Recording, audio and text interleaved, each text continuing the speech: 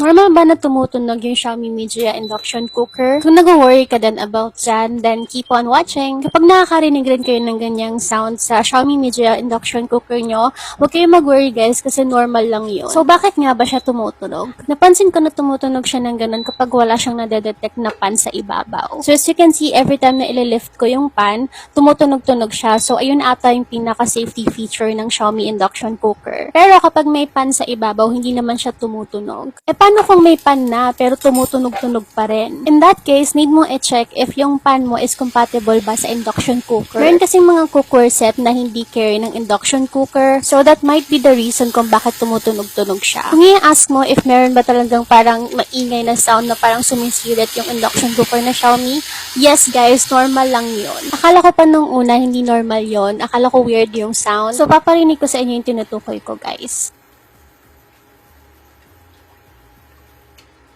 Ilang months na rin pala namin gamit tong Xiaomi induction cooker and so far so good, hindi naman siya malakas sa kuryente. Yung electric bill namin naglalaro lang sa 2,000 pesos. And take note guys, may aircon kami, nag-automatic washing machine, meron ding ref, tapos PC set.